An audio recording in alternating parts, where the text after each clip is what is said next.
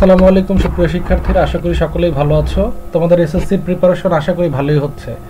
আজকে আমরা ষষ্ঠ অধ্যায়ের উপপাদ্য 15 নিয়ে আলোচনা করব। এই উপপাদ্যটা তোমাদের এই বছরের এসএসসি পরীক্ষার জন্য খুবই গুরুত্বপূর্ণ। তোমরা যদি আমাকে প্রশ্ন করো যে ষষ্ঠ অধ্যায় থেকে উপপাদ্য যদি আসে তাহলে কোন উপপাদ্যটা আসতে পারে, সেই ক্ষেত্রে আমার অ্যান্সার হবে অধ্যায় 6 থেকে যদি তোমাদের এই বছর উপপাদ্য আসে তাহলে এই উপপাদ্য 15 আসবেই। 6 অধ্যায় থেকে অন্য কোনো উপপাদ্য আসুক না আসুক এই উপপাদ্যটা আসবেই। সো এই উপপাদ্যটা এতটাই গুরুত্বপূর্ণ। আজকে আমরা উপপাদ্যটা নিয়ে আলোচনা করতে যাচ্ছি। সো যারা এই পর্যন্ত আমাদের ভিডিওটা শোনাচ্ছ তারা শেষ পর্যন্ত ভিডিওটা দেখো। আশা করি এই উপপাদ্যটা তোমরা খুব ইজিলি বুঝতে পারবা। পূর্বের তুলনায় পূর্বে যতটা বুঝেছিলা ভালো তার তুলনায় তোমরা এই উপপাদ্যটা এই ভিডিওটা দেখার পরে আরো বেশি ভালোভাবে বুঝতে পারবা। সো কথা না বাড়িয়ে আমরা শুরু করি। ওকে, তাহলে আমাদের এই উপপাদ্যের প্রশ্নটি একটু আমরা পড়ি। প্রথমে একটু আমরা উপপাদ্যের প্রশ্নে আসলে আমাদের কাছে কি বলেছে, উপপাদ্যে কি বলা আছে, প্রশ্নের মধ্যে কি ইনফরমেশন দেওয়া আছে এবং আমাদেরকে আসলে কি প্রমাণ করতে হবে সেই জিনিসগুলো একটু আমরা পূর্বে একটু আলোচনা করে নেই। তাহলে আমাদের এখানে প্রশ্নের মধ্যে বলা ছিল যে কোনো ত্রিভুজের যে কোনো দুই বাহু, আমরা জানি ত্রিভুজের 3টা বাহু, এই 3টা বাহুর মধ্যে তুমি যে কোনো দুই বাহুর মধ্যবিন্দু নিবা এবং সেই মধ্যবিন্দুগুলোকে তুমি যুক্ত করবা। যে কোনো দুই বাহুর মধ্যবিন্দুকে যদি আমরা সংযোগ করি তাহলে যে সংযোগ রেখাংশটা তৈরি হচ্ছে সেই রেখাটা আমাদের তৃতীয় যে আরেকটা বাহু ছিল সেই বাহুটার সমান্তরাল হবে এবং দৈর্ঘ্য তার অর্ধেক হবে। এটা যে কোনো ত্রিভুজের ক্ষেত্রেই আমরা প্রমাণ করতে পারি, অর্থাৎ ত্রিভুজ যেমনই হোক না কেন এই সেম জিনিসটা আমরা চাইলে ওই ত্রিভুজ থেকে প্রমাণ করতে পারবো। সো কিভাবে প্রমাণ করা যায় আমরা ওই জিনিসটা নিয়েই এই ভিডিওতে আলোচনা করেছি।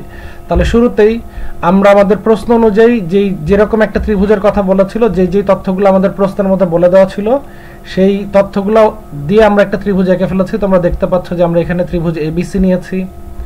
আচ্ছা, ত্রিভুজের নাম আমরা দিয়েছি কি এবিসি।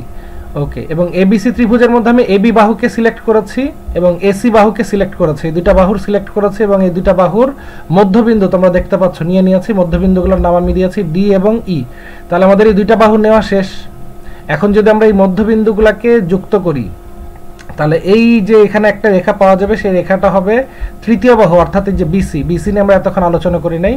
এই রেখাংশটা অর্থাৎ ডি এবং ই কে যুক্ত করলে যে রেখাংশটা পাওয়া যাবে সেই রেখাংশটা হবে কার বিসির সমান্তরাল এবং দৈর্ঘ্যে বিসির অর্ধেক। অর্থাৎ বিসির মান যদি ধরো কথার কথা 10 সেন্টিমিটার হয় বিসি, তাহলে আমাদের ডি ইর দৈর্ঘ্য কত আসবে 5 সেন্টিমিটার। বিসি যদি 6 সেন্টিমিটার হয় তাহলে ডি ইর দৈর্ঘ্য আসবে 3 সেন্টিমিটার। অর্থাৎ বিষয়টা এরকমই হবে, এই জিনিসটা আমরা প্রমাণ করব। তাহলে দেখো আমরা কথাগুলো লিখেও ফেলেছি। বিশেষ নির্বাচনে তোমরা এই কথাগুলো লিখবা যে মনে করি ত্রিভুজ এবিসির এবি এবং এসি বাহুদার মধ্যবিন্দু হচ্ছে ডি এবং ই। আমাদের প্রমাণ করতে হবে যে ডিই এবং বিসি সমান্তরাল, অর্থাৎ এই যেখানে ডিই যে রেখাংশটা আঁকবো সেই রেখাংশটার বিসিটা সমান্তরাল হবে এবং এদের দৈর্ঘ্যটা হবে অর্ধেক। সো এই জিনিসটা তো আমরা আগে আলোচনা করেছি। এখন প্রশ্ন অনুযায়ী আমাদের যেই ইনফরমেশনগুলো দেওয়া ছিল সেই ইনফরমেশনগুলো কিন্তু দেখো আমরা ছবিতে এঁকে ফেলেছি, উপস্থাপন করে ফেলেছি। কিন্তু এই চিত্রটুকু দিয়ে তো আর আসলে আমরা উপপাদ্যটা প্রমাণ করতে পারবো না। আমাদের প্রমাণের জন্য এক্সট্রা কিছু জিনিস লাগবে, সেই জিনিসগুলো আমরা ড্র করে ফেলি। আমাদের প্রথমে কি করতে হবে, দেখো অঙ্কনে আমি লিখেছি প্রথমে যে ডি এবং ই যোগ করে, যে দেখো আমি ডিই যুক্ত করলাম ডিই যোগ। আচ্ছা, এরপর ডিই কে আমরা ইএফ পর্যন্ত বর্ধিত করেছি। দেখো এই যে ডিই রেখাংশ যেটা ছিল, এই যে ডি রেখাংশ ছিল, দেখো এটাকে আমি ইএফ পর্যন্ত বর্ধিত করেছি। এখন ই থেকে এফ পর্যন্ত যে আমি নিলাম, এই ই থেকে এফ কার সমান করে নিয়েছি এখানে লিখে রেখেছি। দেখো যে ডিই যেন ইএফ এর সমান্তরাল, ইএফ এর সমান হয়, ইএফ রেখাংশটা যেন ডিই রেখাংশের সমান হয়। অর্থাৎ ডিই রেখাংশটা যদি 3 সেন্টিমিটার হয় ইএফটা আমি 3 সেন্টিমিটার নিব। ডিই রেখাংশটা যদি 5 সেন্টিমিটার হয় তাহলে ইএফ রেখাংশটা আমি 5 সেন্টিমিটার করেই নিব। অর্থাৎ এইটা আর এই জিনিসটা সমান, এটা একটু তোমরা মনে রাখবা। প্রমাণে কিন্তু আমাদের এই জিনিসটা কাজে লাগবে যে ডিই যতটুকু ইএফ ততটুকু। তাহলে এই পর্যন্ত আমরা করলাম। লাস্ট কাজ যেটা সেটা হচ্ছে আমরা সিআরএফ যোগ করে দিব। এই যে সিএফ আমি যুক্ত করে দিলাম। তাহলে এখন আমাদের অঙ্কন কমপ্লিট হইলো, অর্থাৎ এই চিত্রটা দিয়ে আমি প্রমাণটা করতে পারবো। প্রমাণ করার জন্য আমাদের যেই চিত্রটা দরকার ছিল সেই চিত্রটা আমরা এঁকে ফেলেছি। এবার আমরা সরাসরি প্রমাণে চলে যাই। ওকে, তো প্রমাণে আমাদের দেখো আগের চিত্রটি তোমরা দেখতে পাচ্ছ। প্রমাণে আমরা প্রথমে দেখো এই ত্রিভুজটা নিই, অর্থাৎ এই যে এ ডিই এই ত্রিভুজ এবং হচ্ছে ইসিএফ বা সিইএফ যেটাই বলো না কেন তোমরা, আমি এই ত্রিভুজটা নিয়ে আর এই ত্রিভুজটা নিয়ে আমরা এখন আসলে কাজ করব। আর যখনই আমরা বলি যে আমরা এই দুইটা ত্রিভুজের মধ্যে তুলনা করতেছি বা এই দুইটা ত্রিভুজের মধ্যে দুইটা ত্রিভুজকে নিয়ে আমরা কাজ করতেছি, তখন তোমরা বুঝে নিবা এই দুইটা ত্রিভুজকে আমরা সর্বসম প্রমাণ করার চেষ্টা করব। মনে থাকবে, যখনই আমরা দুইটা ত্রিভুজকে নিয়ে কাজ করি বা দুইটা ত্রিভুজের মধ্যে আমরা তুলনা করি, তখন আমরা বেসিক্যালি এই দুইটা ত্রিভুজকে সর্বসম প্রমাণ করার চেষ্টা করব। তাহলে সর্বসম প্রমাণ করতে গেলে আমাদের কয়টা ইনফরমেশন লাগে? সর্বসম প্রমাণ করতে গেলে আমাদের দুইটা ত্রিভুজের মধ্যে 3 জোড়া জিনিসকে সমান প্রমাণ করতে হয়। কয় জোড়া জিনিসকে সমান প্রমাণ করতে হয়? 3 জোড়া। সো আমরা 3 জোড়া জিনিসকে দুইটা ত্রিভুজের মধ্যে সমান প্রমাণ করার চেষ্টা করব। ওকে, শুরু করা যাক। তাহলে আমরা দেখো যে লিখে ফেলাচ্ছি এখানে যে এই দুইটা ত্রিভুজ, যেই দুইটা ত্রিভুজ তোমাদেরকে দেখাইছি সেই দুইটা ত্রিভুজের কথা লিখে ফেলছি, যে দুইটা ত্রিভুজ থেকে পাই। প্রথমে কোন ইনফরমেশনটা পাই? প্রথমে দেখো আমরা লিখেছি যে এ ই আর সি ই হচ্ছে সমান। তাহলে দুইটা ত্রিভুজের মধ্যে আমি প্রথমে যে এই বাহুটা এ থেকে ই আর হচ্ছে ই থেকে সি, এই দুইটাকে আমি সমান বললাম। কেন সমান বললাম? কারণ ই হচ্ছে, ই ছিল কিন্তু এসির মধ্যবিন্দু, মনে আছে তো যে ই ছিল এসির মধ্যবিন্দু। সো যেহেতু ই বিন্দুটা হচ্ছে এসির মধ্যবিন্দু, তাহলে ই বিন্দুতে ই বিন্দু থেকে এ বিন্দুর দূরত্ব আবার ই বিন্দু থেকে সি বিন্দুর দূরত্ব, এই দুইটা দূরত্ব সমান। সো দুইটা ত্রিভুজের মধ্যে আমরা প্রথমে এই এক জোড়া জিনিস নিলাম, আমাদের আরো 2 জোড়া জিনিসকে ইকুয়াল নিতে হবে। ওকে, এরপর আমরা নিব ডিই ইকুয়াল ইএফ। এই যে দেখো আমরা এখানে ডিই আর ইএফ, মনে আছে এভাবে আমরা রেখেছিলাম যে ডিইটার দৈর্ঘ্য যতটুকু ইএফ এর দৈর্ঘ্য ততটুকু। সো এই দুইটাকে আমি চাইলে ইকুয়াল বলতে পারি। তাহলে দুইটা ত্রিভুজের মধ্যে আমরা কিন্তু 2 জোড়া জিনিসকে ইকুয়াল প্রমাণ করে ফেলেছি। আর একটা বাকি, সেটা হচ্ছে এই যে এই দেখো দুইটা কোণ, একটা হচ্ছে এইডি কোণ আর একটা হচ্ছে সিইএফ কোণ। এগুলাকে আমরা বলি বিপ্রতীপ কোণ। সো বিপ্রতীপ কোণগুলো পরস্পর কি হয়? সমান হয়। তাহলে দেখো আমরা বলেছিলাম দুইটা ত্রিভুজের মধ্যে আমরা 3 জোড়া জিনিসকে সমান প্রমাণ করার চেষ্টা করব, যে এখানে আমরা করে ফেলেছি 3 জোড়া জিনিসকে সমান প্রমাণ। সো আমরা এখন বলতেই পারি দুইটা ত্রিভুজ সর্বসম। এই যে দেখো লিখে ফেলেছি আমরা যে ত্রিভুজ দুইটা হচ্ছে পরস্পর সর্বসম। তাহলে দুইটা ত্রিভুজকে যেহেতু আমরা সর্বসম প্রমাণ করে ফেলেছি, অর্থাৎ এই দুইটা ত্রিভুজ এখন কি সব দিক থেকেই সমান। এই ত্রিভুজের বাকি যে জায়গাগুলো ছিল সেগুলোকে আমরা এখন চাইলে কি বলতে পারবো? ইকুয়াল বলতে পারবো, সমান বলতে পারবো। তাহলে প্রথমে আমরা কোন জিনিসটাকে সমান বলি? প্রথমে আমরা বলতেছি যে এডি বাহু যে ছিল ত্রিভুজের, এডি বাহু, এই এডি বাহুটা হচ্ছে এই ত্রিভুজের সিএফ বাহুটার সমান। প্রথমে আমরা এই কথাটা বলে নিলাম। আচ্ছা, তাহলে তারপরে লাইনে খেয়াল করো, যেহেতু এডি আর সিএফ এখন সমান, এডি আর সিএফ যেহেতু সমান হয়ে গেছে, এডির সমান কে ছিল বলো তো? এডির সমান ছিল কে? বিডি। এডির সমান কে ছিল? বিডি। কারণ কি? কারণ এই এবি রেখাটার মধ্যবিন্দু হচ্ছে ডি। সো ডি থেকে বি এর দূরত্ব যতটুকু, ডি থেকে এর দূরত্বটাও ততটুকুই হবে। সো আমি চাইলে এখন এডির পরিবর্তে আমরা চাইলে কি বিডি লিখতে পারি। দেখো আমি এখানে এডির পরিবর্তে বিডি লিখেছি, সিএফ সিএফ এর মতোই আছে। তাহলে আমরা কি প্রমাণ করলাম এখন পর্যন্ত? বিডি আর সিএফটা হচ্ছে পরস্পর সমান। এই সিএফ বাহুটা আর এই এডি বাহুটা বা এডি রেখাংশটা, সরি বিডি রেখাংশটা আর হচ্ছে সিএফ রেখাংশটা এখন পর্যন্ত আমাদের কি সমান প্রমাণ হয়েছে। ওকে, ফাইনালি আমরা কি প্রমাণ করব? ফাইনালি আমরা প্রমাণ করব এই যে এই কোণটা দেখতে পাচ্ছ যে নতুন দুইটা কোণ এসেছে, লাল কালার করে দিয়েছি, এই দুইটা কোণ ইকুয়াল। এখন খেয়াল করো তো, এই দুইটা কোণ কিন্তু যে ইকুয়াল প্রমাণ হইলো, এই দুইটা কোণ কিন্তু একান্তর কোণের মতো দেখতে। একান্তর কোণ তোমরা জানো তো? এই যে দেখো একান্তর কোণ, আমাদের এই রেখাংশটা, উপরের রেখাংশটা আর এই যে নিচের রেখাংশটা সমান্তরাল। এই দুইটা রেখাংশ কি পরস্পর সমান্তরাল। যদি এরকম দুটো সমান্তরাল রেখাংশ থাকে এবং তাদের মাঝখানে যদি এরকম একটা ছেদক থাকে, দুটা সমান্তরাল রেখাংশের মাঝে যদি এরকম একটা ছেদক থাকে, তাহলে যে এই কোণটা আর এই কোণটা পরস্পর সমান হয়। জানো তো তোমরা, এই দুইটা কোণ পরস্পর সমান হয়। সো এই দুইটা কোণকে আমরা কি বলি? একান্তর কোণ বলি। দেখো এরকমই একটা শেপ আমাদের এখানেই তৈরি হয়েছে, যে এই কোণটা আর এই কোণটা। তো যেহেতু আমাদের এই একান্তর কোণের মতো, যে আমি এখানে একটু হাইলাইট করেও দেখিয়ে দিয়েছি যে এটা দেখতে কি ইংরেজি বর্ণমালার জেড এর মতো, জেড অক্ষরটার মতো, জেড অ্যালফাবেটের মতো আমাদের এই শেপটা দেখতে হচ্ছে। সো যেহেতু এই শেপটা আমাদের জেড অক্ষরের মতো হয়েছে, তাহলে আমরা বলতেই পারি এই দুইটা কোণ ইকুয়াল। এবং এই দুইটা কোণ কেন ইকুয়াল? এই দুইটা কোণ হচ্ছে পরস্পর একান্তর কোণ। এই দুইটা কোণ পরস্পরের একান্তর কোণ। আচ্ছা, একান্তর কোণ হওয়ার শর্তটা কি? একান্তর কোণ হওয়ার জন্য তার মানে কি আমাদের অবশ্যই দুইটা সমান্তরাল রেখাংশ লাগবে। তার মানে এই রেখাংশটা অর্থাৎ এডি রেখাংশ আর সিএফ রেখাংশ পরস্পর সমান্তরাল এবং তাদের মাঝখানে এই যে ডিএফটা হচ্ছে তাদের ছেদক।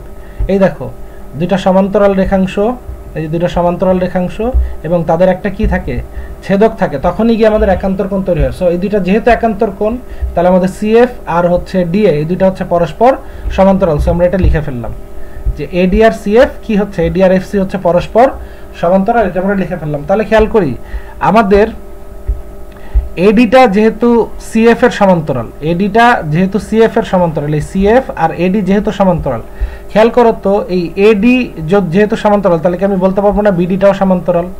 কারণ এবি রেখাংশেরই এবি যে বাহুটা ছিল, ত্রিভুজের এবি বাহুটা ছিল, এই এবি বাহুর একটা অংশ হচ্ছে এডি আর একটা অংশ হচ্ছে বিডি। তাহলে এডি যেহেতু সমান্তরাল হয়ে গেছে, তাহলে অবভিয়াসলি আমাদের বিডিটাও সমান্তরাল হবে।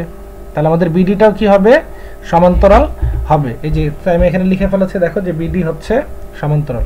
তাহলে আমাদের এই অংশটুকুর দিকে একটু তোমরা খেয়াল করো, বি সি এফ ডি, এই অংশটার দিকে তোমরা একটু খেয়াল করো। এটা কিন্তু একটা চতুর্ভুজের মতো আকৃতি তৈরি হয়েছে, দেখছো চতুর্ভুজের আকৃতি তৈরি হয়েছে। এই চতুর্ভুজের মধ্যে আমরা কি কি জিনিস এখন পর্যন্ত প্রমাণ করেছি? আমরা প্রমাণ করেছি যে বিডি বাহু আর হচ্ছে সিএফ বাহু এরা হচ্ছে পরস্পর সমান্তরাল, এই যে এখানে লিখেছি এরা হচ্ছে সমান্তরাল। এবং আরেকটা জিনিস আমরা প্রমাণ করেছি যে বিডি বাহুর দৈর্ঘ্য আর সিএফ বাহুটার দৈর্ঘ্য হচ্ছে পরস্পর সমান, এই যে এখানে লিখে রাখছি, দেখছো? তাহলে বিডি ইকুয়াল সিএফ, আবার বিডি আর সিএফ হচ্ছে সমান্তরাল। কোন চতুর্ভুজের, আচ্ছা কোন চতুর্ভুজের, ওকে, তাহলে আমরা যে কথাগুলো আমি একটু আগে ভিডিওতে বললাম সেই কথাগুলো আমরা এখানে লিখে নিয়েছি। তাহলে যদি কোনো চতুর্ভুজের বিপরীত দুইটা বাহু, দেখো সিএফ বাহু আর বিডি হচ্ছে পরস্পরের বিপরীত বাহু। আচ্ছা, যেহেতু এই চতুর্ভুজটার বিসি এফডি চতুর্ভুজের সিএফ বাহু আর বিডি বাহু পরস্পর সমান এবং সমান্তরাল, তাহলে আমরা এই চতুর্ভুজকে সামান্তরিক বলতে পারি। সামান্তরিকের সংজ্ঞা মনে আছে তো তোমাদের? সামান্তরিক কাকে বলে? যদি কোনো চতুর্ভুজের বিপরীত বাহু সমান ও সমান্তরাল হয়, তখন সেই চতুর্ভুজকে আমরা কি বলি? সামান্তরিক বলি। সো এই লজিকে, এই যুক্তিতে আমরা বলতেই পারি বিসিএফডি হচ্ছে একটা সামান্তরিক। দেখো বিসিএফডি একটা সামান্তরিক আমরা লিখে ফেললাম। যেহেতু বিসিএফডি সমান্তরাল হয়েছে, সরি একটা সামান্তরিক হয়েছে, যেহেতু আমরা প্রমাণ করতে পারলাম এখন পর্যন্ত যে বিসিএফডি একটা সামান্তরিক, তাহলে বিসিএফডির আমাদের অবশিষ্ট যে দুইটা বাহু ছিল, অর্থাৎ বিসি বাহু এবং বিসির বিপরীত বাহু হচ্ছে ডিএফ, এই বাহু দুইটাকে আমরা তাহলে কি বলতে পারি? সমান্তরাল বলতে পারি এবং সমানও বলতে পারি, ঠিক আছে না? কারণ যদি কোনো চতুর্ভুজের বিপরীত দুইটা বাহু সমান ও সমান্তরাল হয়, তাহলে অবভিয়াসলি তার অবশিষ্ট যে দুই বাহু ছিল সেই দুইটা বাহু কি হবে? সমান এবং সমান্তরাল হবে। সো এই কারণে আমি বলতে পারি যে বিসি আর ডিএফ হচ্ছে পরস্পর সমান এবং সমান্তরাল। এই দেখো সমান্তরাল লিখলাম। আচ্ছা, তাহলে যেহেতু আমাদের এখন বিসি আর ডিএফ পরস্পর সমান্তরাল, বিসি আর ডিএফ পরস্পর সমান্তরাল, তাহলে দেখো ডিএফ এর একটা অংশ হচ্ছে ডিই, ডিএফ এর একটা অংশ হচ্ছে ডিই। তাহলে বিসি আর ডিএফ যেহেতু সমান্তরাল ছিল, তাহলে বিসি আর ডিইও সমান্তরাল। এই জিনিসটা আমি এখানে লিখে ফেলেছি যে ডিও হচ্ছে তাহলে আমাদের বিসির সমান্তরাল হবে। এবং বলেছিলাম যে ডিএফ এর দৈর্ঘ্য আর বিসির দৈর্ঘ্য সমান, কারণ যেহেতু এরা সামান্তরিক তৈরি করেছে, বিডি বিসি ডিএফ বিসিএফডি যেহেতু একটা সামান্তরিক তৈরি করেছে, সো সামান্তরিকের শর্ত অনুযায়ী বিসি বাহু আর ডিএফ বাহুর দৈর্ঘ্য সমান, ঠিক আছে? তাহলে আমরা ওই জিনিসটা এখানে লিখলাম। তোমরা যদি একটু লক্ষ্য করো, তোমরা দেখবা আমাদের এই ডিএফ বাহুটা দুই ভাগে বিভক্ত, ডিএফ বাহুটা দুই ভাগে বিভক্ত। একটা অংশ হচ্ছে ডি থেকে ই পর্যন্ত, আরেকটা অংশ হচ্ছে ই থেকে এফ পর্যন্ত। সো আমি ডিএফ এর জায়গায় এই জিনিসটা লিখে ফেলবো, যে দেখো ডিএফ এর জায়গায় আমি ডিই প্লাস ইএফ লিখেছি চিত্র অনুযায়ী, চিত্রের মধ্যে যেমন ছিল তেমন লিখেছি। আরেকটা বিষয় ফাইনাল, সেটা হচ্ছে আমাদের ডিইর দৈর্ঘ্য আর ইএফ এর দৈর্ঘ্যটা সমান ছিল না, আমরা যেভাবে এঁকেছিলাম মনে আছে তো? আমরা একদম অঙ্কন করেছিলাম, কিন্তু অঙ্কনের শুরুতে আমরা বলেছিলাম যে ডি থেকে ই এর দৈর্ঘ্য আর ই থেকে এফ এর দৈর্ঘ্যটা সমান। যেহেতু এই দুইটা অংশ সমান, তাহলে আমি চাইলে ইএফ এর পরিবর্তে ডিই লিখতে পারি। আমি এই ইএফ এর পরিবর্তে আবার কি লিখতে পারবো? ডিই লিখতে পারবো, যেহেতু এই দুইটা হচ্ছে পরস্পর সমান। সেটা লিখলাম। তাহলে দেখো এখন আমাদের বাম পাশে 2ডিই এসে পড়ছে, দুইটা ডি, ডিই আর ডি এর যোগ করলে কত আসে? 2ডিই আসে। আচ্ছা, তাহলে এই 2টা ডির সঙ্গে কিভাবে আছে? গুণ অবস্থায় আছে। তাহলে যখন আমরা 2 কে ইকুয়ালের আরেক পাশে নিব, সেটা কি হয়ে যাবে? ভাগ হয়ে যাবে, দেখছো? তাহলে ডি ইকুয়াল হাফ বিসি প্রমাণ হয়ে গেল। তাহলে আমাদের কিন্তু বিষয়টা প্রমাণ করে ফেলেছি। তাহলে আমাদের প্রমাণে দুইটা পার্ট ছিল, একটা হচ্ছে আমাকে প্রমাণ করা লাগতো ডিই আর বিসি সমান্তরাল, এটা আমরা এখানে প্রমাণ করে ফেলেছি যে D equal BC, sorry DE সমান্তরাল বিসি। এবং আমাদের আরেকটা প্রমাণ করা লাগতো, সেটা হচ্ছে ডিই এবং ডিইর দৈর্ঘ্য হচ্ছে বিসির অর্ধেক, সেটাও কিন্তু আমরা এখানে প্রমাণ করে ফেলেছি। সো ওভারঅল আমাদের প্রমাণটা এই রকম ভাবে আসলে আমাদেরকে প্রমাণ করতে হবে, তোমাদেরকেও পরীক্ষার খাতায় এইভাবেই লিখতে হবে। সো যারা ভিডিওটা ধৈর্য সহকারে শুরু থেকে শেষ পর্যন্ত দেখেছো, আশা করি তোমরা বুঝতে পেরেছো আমরা আসলে উপপাদ্যটাকে কিভাবে প্রমাণ করব, কিভাবে কোন কোন ধাপে গিয়ে আমরা জিনিসগুলোকে প্রমাণ করব। সো যদি আমাদের ভিডিওটা ভালো লেগে থাকে, যদি তোমাদের এই ভিডিওটা মনে হয় তোমাদের কাছে যে না তোমাদের এই ভিডিওটা উপকারে আসছে, এই অতি গুরুত্বপূর্ণ উপপাদ্যটা বুঝতে তোমাদের এই ভিডিওটা হেল্প করেছে, তাহলে আমাদের ভিডিওতে একটা লাইক করো। তোমাদের সহপাঠী বন্ধুদের সঙ্গে তোমরা আমাদের ভিডিওটাকে শেয়ার করো। আর আমাদের চ্যানেলে নতুন হয়ে থাকলে প্লিজ আমাদের চ্যানেলটাকে সাবস্ক্রাইব করে নিও, এরকম নতুন জ্যামিতিক ভিডিও বা বিভিন্ন গাণিতিক প্রবলেমের সলিউশনের জন্য। ভিডিও যদি ভালো লাগে সেটা কমেন্টস করে আমাদেরকে জানিও, ভালো না লাগলে সেটাও তোমরা কমেন্টস করে জানিও। কোন ধরনের কন্টেন্ট, কোন ধরনের ম্যাথ রিলেটেড প্রবলেম তোমাদের আসলে সলিউশন চাই, সেগুলো তোমরা আমাদের কমেন্টস বক্সে জানাতে পারো। আমরা চেষ্টা করব সেগুলোর উপর ভিডিও তৈরি করে তোমাদেরকে দিতে। তো আজকে এই পর্যন্তই, সাথে থাকার জন্য সকলকে অসংখ্য ধন্যবাদ।